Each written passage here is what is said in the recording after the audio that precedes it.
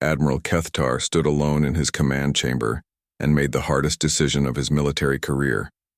The reports from the front lines painted a picture of destruction that horrified him. His fleet was being torn apart by an enemy that fought like no species he had ever encountered. "All ships, this is Admiral Kethtar," he broadcast to his remaining vessels. "Cease offensive operations immediately. Begin withdrawal to safe distance. We will not continue this attack." The response from his second-in-command came quickly and was filled with anger. "Admiral, you do not have the authority to countermand Council orders. Commander Veltara here, assuming fleet command under Emergency Protocol 7. Kethtar watched in dismay as half his remaining ships ignored his orders and continued their assault on Earth. Veltara had convinced the other ship commanders that their admiral had been weakened by human psychological warfare. The fleet was now split, with some ships trying to withdraw while others pressed the attack with increased desperation. "Veltara, you must understand what we are facing," Kethtar tried to explain over the communication system.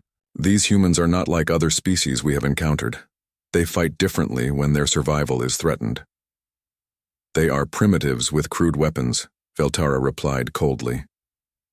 "Your compassion has made you weak, Admiral. I will complete the mission as ordered." The split in the alien fleet gave Earth's defenders their first real advantage since the battle began. Captain Morrison, working with Ambassador Rel Khan, helped coordinate attacks between the moderate Council forces and the human resistance. It was a strange alliance, but it proved effective when human determination combined with alien technology. General Brooks directed the final defense from the ruins of Geneva, where Earth's military headquarters had been relocated after the original command center was destroyed. Most of the planet's major cities were in ruins, but the human resistance had only grown stronger.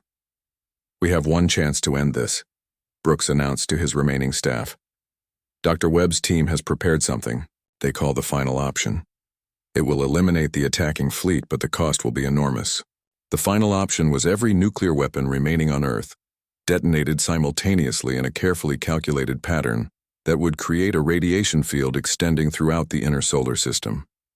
Any ship caught in the field would be destroyed, but the radiation would also make large parts of Earth uninhabitable for decades. "Sir, if we do this, millions of our own people will die from radiation poisoning," his aide warned. Brooks looked at the tactical display showing Commander Veltara's ships moving toward Earth's major population centers. "If we do not do this, billions will die right now. Sometimes there are no good choices, only necessary ones." The decision was made for him when Veltara attempted to destroy Earth's moon. Her plan was to use a massive gravity weapon to shatter the moon and create a debris field that would bombard Earth's surface until all life was eliminated. Lieutenant Lisa Parker, still aboard the captured Council ship with Morrison surviving, crew discovered Veltara's plan when she intercepted the targeting data. The gravity weapon was already charging and would fire within minutes. "Jake, I can stop this," Lisa said to Morrison over the ship's communication system. "But I have to manually overload their power core from the engine room. The explosion will destroy this ship and everything around it." Morrison wanted to find another way, but they both knew there was no time. "Lisa, you do not have to do this. We can find another solution." "No, we cannot," Lisa replied calmly. "Tell my family I was thinking about them at the end." Lisa Parker died when the captured Council ship exploded, but her sacrifice prevented the destruction of Earth's moon and eliminated 12 more enemy vessels in the blast. Her final act of heroism became a symbol of human determination that inspired resistance fighters across the solar system. With Veltara's fleet in disarray, General Brooks activated the final option. Nuclear explosions lit up Earth's sky like deadly fireworks, and the radiation field spread outward from the planet like an invisible wall of death. The remaining Council ships were caught in the field and destroyed within hours. The war ended not with victory, but with mutual devastation. Earth lay in ruins with billions dead and vast areas rendered uninhabitable. The Council fleet was destroyed or scattered, with survivors limping back to their homeworlds carrying news of the greatest military disaster in galactic history. 6 months later, Ambassador Rel Khan addressed the reformed Galactic Council in their new chambers. The old council had been dissolved after the Earth disaster, and new leadership was trying to understand what had gone wrong. The official report is complete, Relkan announced to the gathered representatives. The Earth operation resulted in the total destruction of Admiral Kethtar's fleet and massive casualties on both sides. The humans were never the threat we believed them to be. She activated a holographic display showing images from Earth before and after the attack. The before images showed a vibrant world with bustling cities and green forests. The after images showed a scarred planet slowly rebuilding from devastation. We attacked a species that fights differently when their families are threatened, Relkan continued. We expected to face their military, but instead we faced their entire civilization. Every human became a soldier when we threatened their home. The new council members listened in somber silence as Relkan explained how the old council's surveillance had missed the most important aspects of human nature. They had seen conflict and assumed humans loved war, when the truth was that humans hated war, but loved their families more than they feared death. The humans never wanted this conflict, Relkan said. They tried to surrender initially, then tried to negotiate, then fought only when all other options were exhausted. We forced them to choose between slavery and extinction, and they chose to fight. Captain Morrison, now serving as Earth's first ambassador to the Reformed Council, stood before the alien representatives. His ship had been destroyed in the final battle, but he had survived to see the peace negotiations that followed. We never wanted this war, Morrison said to the assembled aliens. But when you threaten our home, our families, our future, you do not fight Earth's military. You fight every human who has ever lived and ever will live. That was your mistake. Remember it. The Reformed Galactic Council established new protocols for contact with emerging species. Never again would they make decisions based on incomplete surveillance. Never again would they attack without attempting communication. The catastrophic misunderstanding that led to Earth's wrath would not be repeated. Humanity took its place among the stars not as conquerors, but as survivors who had proven that some things are worth any price to defend. The scars on Earth would heal with time, and the survivors would rebuild their world stronger than before. The galaxy had learned a lesson written in nuclear fire and alien blood. Some species fight differently when everything they love is threatened. The Council realized too late that they had awakened something they never should have disturbed. Earth's wrath had been unleashed, and the galaxy would never forget the price of that mistake. Reports flooded into Admiral Kethtar's command center faster than his staff could process them. Each message brought news that seemed impossible to believe, stories of human tactics that defied everything the Council knew about warfare and civilization. Admiral, Colonel Ben Hayes has captured the destroyer Velthanis, Commander Veltara reported, her voice shaking with disbelief. A human boarding party of only 12 soldiers took control of a ship with a crew of 300. Kethtar studied the tactical report on his screen. The human assault had been launched from a cargo ship, using nothing but magnetic boots and improvised explosives. Hayes and his team had somehow moved through vacuum space, attached themselves to the alien hull, and burned their way inside using welding torches. How is this possible? Kethtar asked. Our security systems should have detected them immediately. The humans did not try to avoid detection, sir. They ignored our defensive fire and kept advancing even while taking casualties. When they reached the ship's bridge, they were cornered by our security forces. And then they surrendered? No, sir. Colonel Hayes activated the ship's reactor core overload.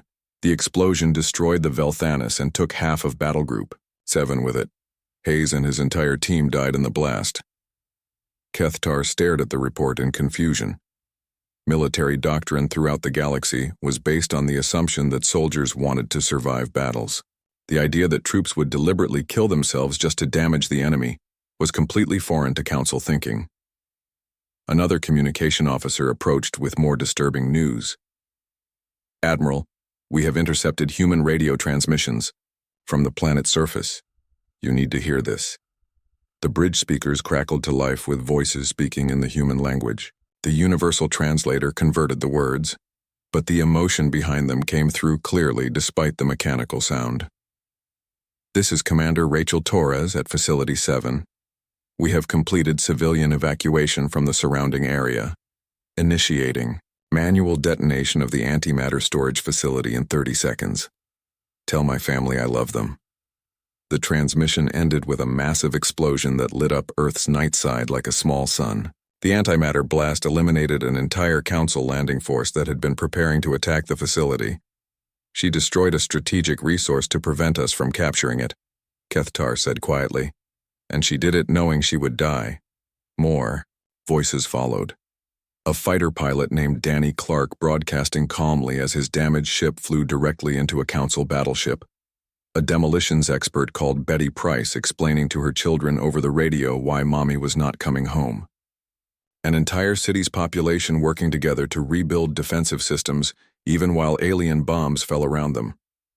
Dr. Elena Vasquez contacted the Council fleet from her hidden research station.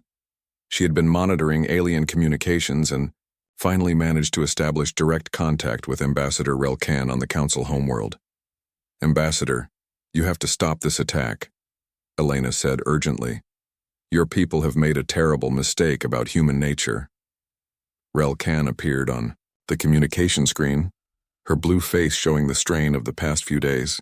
Dr. Vasquez, the Council has made its decision based on 50 years of observation. Humans are an aggressive species that poses a threat to galactic peace. You observed our conflicts, but you never understood why we fight, Elena replied. We do not fight because we love war. We fight because we love peace and will do anything to protect it. You are not facing an aggressive species. You are facing a protective one. What is the difference?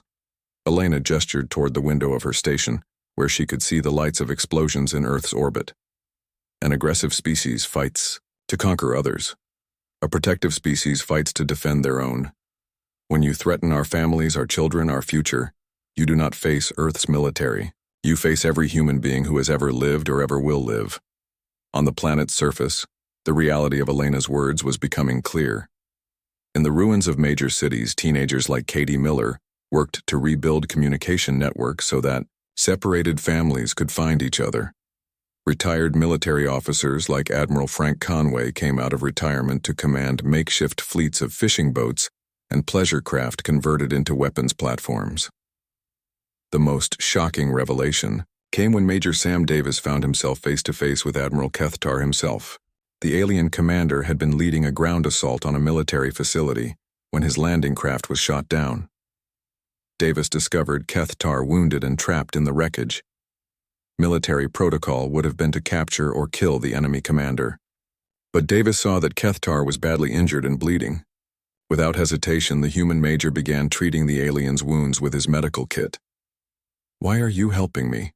Kethtar asked weakly. "I came here to destroy your people." "Because you are hurt, and I am a human being," Davis replied simply. "We help people who are hurt, even our enemies." Kethtar's own troops witnessed this act of mercy from their human enemy. The image of a human soldier risking his own life to save an alien who had come to kill his people spread quickly through the Council fleet's communication systems. Ambassador Relkan studied the intelligence reports that Captain Morrison had brought to Nexus Prime. Morrison's ship had been damaged in the journey, but he had managed to crash land near the Council chambers and deliver his warning in person. "You are not fighting soldiers," Morrison had said to the assembled Council representatives. "You are fighting parents protecting their children." Now, as the reports from Earth continued to arrive, Relkan began to understand what Morrison had meant. The Council's surveillance had missed the most important aspect of human nature. Humans did not fight because they were aggressive. They fought because they were protective. Every act of apparent aggression the Council had observed was actually an act of protection. Humans fought wars to protect their countries. They built weapons to protect their families. They even damaged their environment while trying to protect their standard of living for their children. "We have awakened something terrible," Relkan said to the other Council members who had gathered to review the situation. "We thought we were eliminating a threat, but we have created one instead." The Council had expected to face a military force that would fight according to established rules of warfare. Instead, they found themselves fighting an entire species that followed only one rule: protect the family at any cost. As the battle continued around Earth, Admiral Kethtar realized that his fleet was not just fighting human soldiers. They were fighting human farmers who had grabbed weapons to defend their crops. They were fighting human teachers who had armed themselves to protect their students. They were fighting human grandparents who refused to let aliens hurt their grandchildren. The Council had made the greatest military miscalculation in galactic history. They had attacked a species whose strongest fighting instincts only emerged when their loved ones were threatened. Every human death made the survivors fight harder, not surrender faster. Admiral Kethtar looked at the tactical displays showing his fleet's heavy losses and realized the truth that would change galactic politics forever. The Council was not fighting a war of conquest or territory. They were fighting a war of extermination against a species that would rather die fighting than live as slaves. For the first time in his military career, Admiral Kethtar began to doubt whether his mission could succeed. The alien fleet appeared at the edge of Earth's solar system like a dark cloud blocking out the stars. 300 ships of various sizes moved in perfect formation toward the small blue planet that had become their target. Admiral Kethtar stood on the bridge of his flagship and watched Earth grow larger on the view screen. "All ships report ready for cleansing operations," Commander Veltara announced. "Orbital defenses have been identified and targeted. Human fleet movements detected but pose no significant threat." Admiral Kethtar activated the communication system that would broadcast to every radio and television on Earth. His message had been prepared by Council linguists to be as clear as possible, in the human language. "People of Earth, this is Admiral Kethtar of the Galactic Council Fleet. Your species has been deemed a threat to galactic peace and stability. You have 1 hour to surrender unconditionally and prepare for peaceful relocation to designated worlds. Any resistance will result in immediate planetary sterilization. This is your only warning." The message ended, and Kethtar waited for the expected response. Previous cleansing operations had usually resulted in immediate surrender once primitive species realized how outmatched they were. Some tried to negotiate for better terms, while others simply accepted their fate. None had ever chosen to fight. The reply came exactly 37 minutes later from a military facility, somewhere on Earth's surface. General Ryan Brooks appeared on the communication screen, wearing a simple uniform with no fancy decorations. His face was calm, and his voice was steady when he spoke. "No." That single word hung in the air like a challenge. Kethtar waited for more explanation, some attempt at negotiation or pleading for mercy, but none came. The human general simply stared at him through the screen with eyes that showed no fear. "You do not understand your situation," Kethtar said finally. "We have 300 ships against your handful of primitive vessels. Surrender now, and your people will be relocated safely." "I said no," Brooks repeated. "Earth is our home. We will defend it." The communication ended, and Kethtar stood in confused silence. In all his years of military service, no enemy had ever responded to overwhelming odds with such simple defiance. Commander Veltara looked equally puzzled. "Admiral, perhaps they do not understand the power difference. Should we demonstrate by destroying one of their orbital stations?" Before Kethtar could answer, alerts began sounding throughout the bridge. The tactical display lit up with dozens of red dots moving rapidly toward the Council fleet. "Sir, multiple human vessels approaching at maximum speed," the sensor officer reported. "They appear to be mining ships and cargo haulers, but they're loaded with nuclear weapons." Commander Pete Sullivan led the first wave of converted civilian ships toward the alien fleet. His vessel had been an asteroid mining ship just 48 hours ago, but now it carried 6 nuclear warheads and a crew of volunteers who knew they were not coming home. "This is for everyone we love," Sullivan said over the radio to his squadron. "Make every shot count." The human ships moved in ways that confused the alien tactical computers. Instead of trying to engage in normal space combat, they simply flew straight at the Council ships with no regard for their own safety. When the aliens fired their weapons, some human ships were destroyed, but others kept coming. Sullivan's ship slammed into the side of a Council cruiser and detonated its nuclear payload. The explosion tore through both ships, killing everyone aboard, but proving that human weapons could hurt the enemy. Across the battle zone, other human pilots followed his example. "Impossible," Commander Veltara whispered as she watched the tactical display. "They are committing suicide to destroy single ships. This makes no tactical sense." On Earth's moon, Captain Amy Foster commanded the primary defense station. Her facility had been built into the lunar surface and was armed with the most powerful weapons humanity possessed. When the alien fleet began bombarding the station, Amy kept her gunners at their posts even as sections of the base were destroyed around them. "Keep firing," she ordered as another explosion shook the command center. "Every alien ship we destroy is one less that can attack Earth." The defense station's main gun fired continuously, sending stream after stream of nuclear-tipped missiles toward the enemy fleet. The aliens had better shields and armor, but the constant barrage began to take its toll. 2 Council destroyers were heavily damaged, and 1 was forced to withdraw. "Captain, the reactor is becoming unstable," her chief engineer reported. "We need to evacuate now or we'll all die when it explodes." Amy looked at the tactical display showing alien ships moving toward Earth. Her station was the only thing slowing them down, and if she evacuated now, the enemy would have a clear path to the planet. "Negative. We stay at our posts. Keep firing. Until the reactor goes critical, then we'll take as many of them with us as possible." Her final transmission was broadcast across human space and became a rallying cry for every defender. For Earth, for our children, for everyone we love. The lunar station exploded in a flash of nuclear fire that destroyed 3 more alien ships and damaged several others. Captain Amy Foster and her crew of 200 people died instantly, but their sacrifice gave Earth's other defenses precious time to prepare. Dr. Marcus Webb worked frantically in his laboratory deep beneath the Rocky Mountains. For years, he had been developing experimental weapons that were considered too dangerous to test. Now, with alien ships approaching Earth, dangerous was exactly what he needed. "The quantum torpedo is ready," he announced to General Brooks over a secure communication line. "But sir, I have to warn you that this weapon could tear a hole in space itself.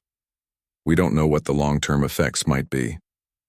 "Do it," Brooks replied without hesitation. "We'll worry about long-term effects if we survive the next few hours." Webb activated the experimental weapon and fired it toward the largest concentration of alien ships. The quantum torpedo traveled faster than light and struck Admiral Kethtar's fleet just as they reached Earth's outer atmosphere. The weapon created a tear in reality itself. A black hole that lasted only seconds but was enough to swallow 12 Council ships completely. The aliens had never seen anything like it. Their sensors could not explain what had happened, and their tactical computers had no way to defend against weapons that violated the laws of physics. For the first time since the battle began, Admiral Kethtar felt fear. "All ships, withdraw to safe distance," he ordered. "Reassess human capabilities and develop new strategy." But the humans were not finished. Every orbital platform, every space elevator, every communications satellite had been converted into weapons. As the alien fleet tried to retreat, they found themselves under attack from directions they had never considered. A space elevator cable, severed at its base, whipped through space like an enormous sword and sliced through the hull of a Council battleship. Communications satellites loaded with explosives rammed into alien fighters. Even orbital garbage dumps were turned into weapons as chunks of space debris were fired at enemy ships using magnetic launchers. The battle for Earth was unlike anything in galactic history. The humans fought with a desperation and creativity that the Council had never encountered. They used everything they had as weapons, and when those ran out, they used their ships themselves as missiles. Admiral Kethtar watched his fleet take losses he had never imagined possible against such a primitive enemy. His tactical advisors could not explain how humans were destroying ships that should have been invulnerable to their weapons. What the Admiral did not understand was that he was not fighting a military force following standard tactics. He was fighting an entire species that had decided death was preferable to surrender. Every human in the battle zone knew they were probably going to die, but they also knew that every alien ship they destroyed meant fewer aliens would reach their planet. The council had expected to fight soldiers, but instead they found themselves fighting parents protecting their children, and that made all the difference. The council chamber on Nexus Prime was a massive crystal dome that stretched high into the alien sky. 12 different species sat around a circular table, each representative looking very different from the others. The air was filled with strange sounds as translators worked to change alien languages into something everyone could understand. Admiral Kethtar stood at the center of the room. He was tall and thin like all Zephyrians, with skin so clear you could almost see through it.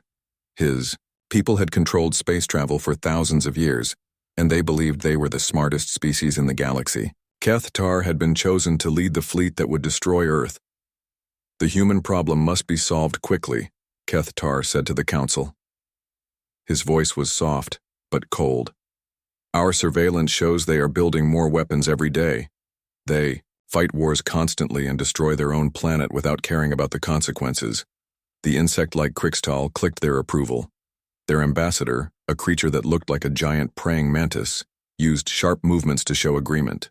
The humans spread like a virus. The translator made the clicking sounds into words. If we let them leave their system, they will bring war to the entire galaxy. Ambassador Relkan of the Althean Republic raised one of her 4 arms. The Altheans looked almost human except for their blue skin and extra arms. They were known for being wise and peaceful, and they had been part of the council longer than any other species. We should study them more before we make this decision, Relkan said. 50 years is not enough time to understand any species. We have only watched their wars and conflicts, but we have not studied their culture or their reasons for fighting. The Murthani representative made bubbling sounds from inside its water-filled suit. The translation came out mechanical and hard to understand. Surface dwellers always violent. Water dwellers know peace. Humans choose violence over wisdom. Admiral Kethtar pulled up a hologram that showed images from Earth. The council members watched as human soldiers fought in various wars, cities burned, and weapons exploded. The images had been carefully chosen to show only the worst parts of human behavior. Look at the evidence, Kethtar said. In just 50 years of observation, we have recorded over 300 armed conflicts on their planet. They have weapons that can destroy their entire world, and they have almost used them several times. They cut down their forests, poison their oceans, and kill their own animals for sport. The other council members nodded as they watched the images. What they did not see were the hospitals where humans saved lives, the schools where they taught children, the families who loved each other, or the people who spent their lives trying to make the world better. The surveillance had focused only on conflict because that was what the council expected to find. They are also advancing technologically at an unprecedented rate, added the Vulcan representative, a rock-like being whose species valued order above all else. In just 200 years, they went from riding animals to building spaceships. This rate of advancement is dangerous and unpredictable. Ambassador Relkan tried again to make the council understand. Rapid advancement often comes from necessity and creativity. Perhaps we should try to communicate with them directly instead of just watching from a distance. Communication would be pointless, Kethtar replied. We have studied their languages and their behavior patterns. They respond only to strength and fear. Peaceful contact would be seen as weakness, and they would try to take advantage of us. This was another mistake the council had made. They had never actually tried to talk to humans. All their information came from watching and listening to human communications, but they had never tried to understand the context of what they were seeing. They saw humans fighting, but did not understand they were fighting to protect their families. They saw humans building weapons, but did not understand the weapons were meant to defend against other humans, not to conquer the galaxy. The vote has already been taken, said the council speaker, an ancient being whose species had died out centuries ago but who existed now as pure energy. 7 species voted for cleansing, 5 voted against. The decision is final. Kethtar bowed respectfully. My fleet is already in position. We will arrive at Earth in 67 hours. The operation will be quick and clean.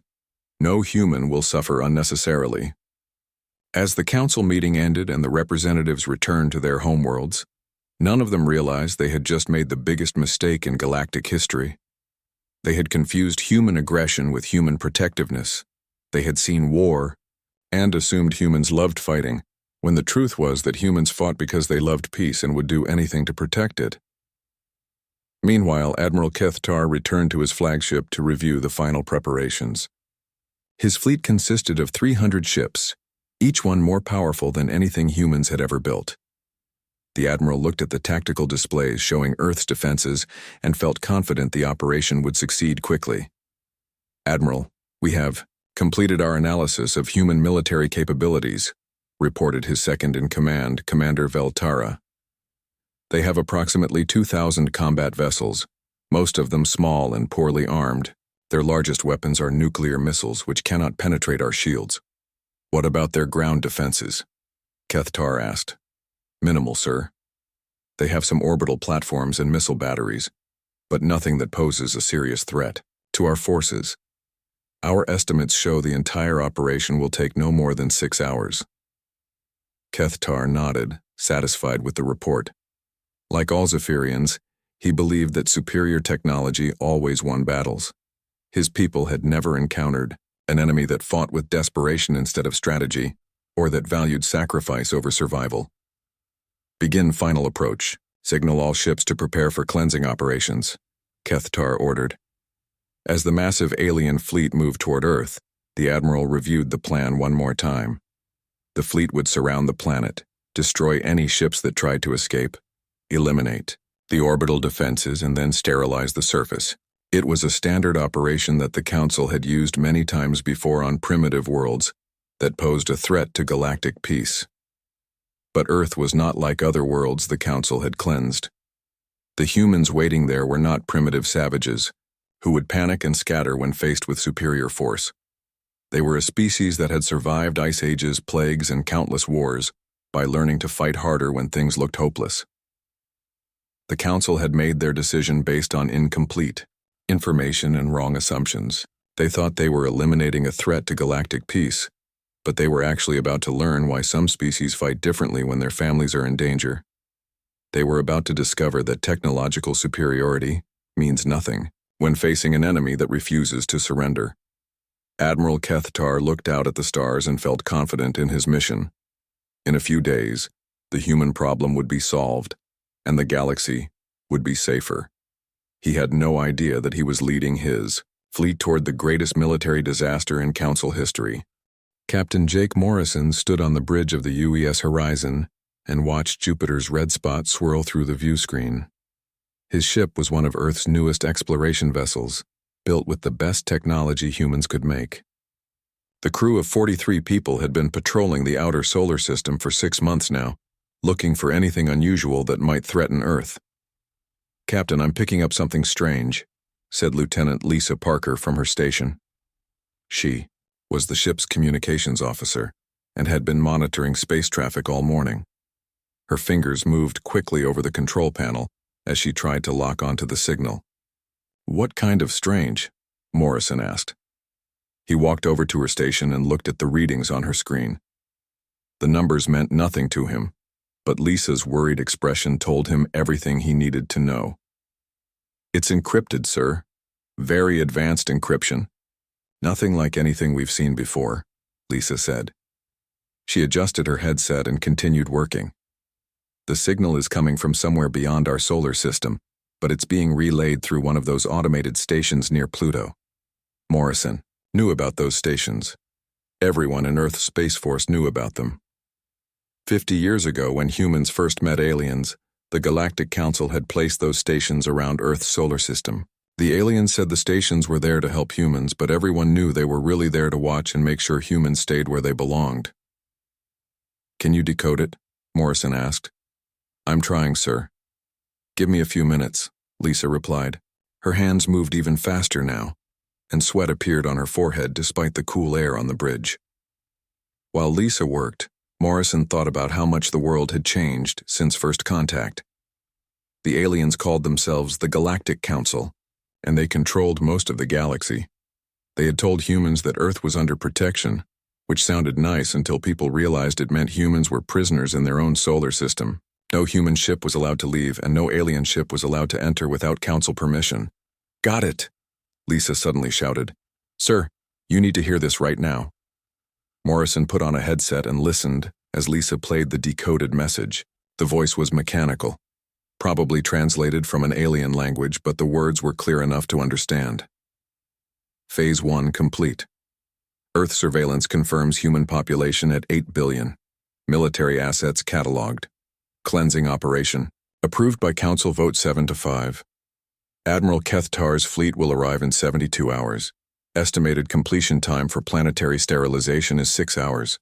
All monitoring stations will withdraw to safe distance before operation begins. Morrison felt his blood turn cold. He made Lisa play the message 3 more times to make sure he heard it correctly. Each time the words hit him like a punch to the stomach. The aliens were coming to kill everyone on Earth. Lisa, get me a direct line to Earth Defense Command, right now, Morrison said. His voice was calm, but inside he was screaming. Highest priority channel. Yes, sir. Connecting now. The screen changed to show General Ryan Brooks sitting in his office on Earth. Brooks was a tough man who had been in the military for 30 years. He had gray hair and scars on his face from the border wars before first contact. When he saw Morrison's expression, he immediately sat up straight. Morrison, what's wrong? Brooks asked. General, we just intercepted a council transmission. They're coming to kill everyone on Earth. They'll be here in 72 hours. Brooks was quiet for a long moment. Morrison could see him processing the information, probably running through military options in his head. Finally, the general spoke. Send me everything you have.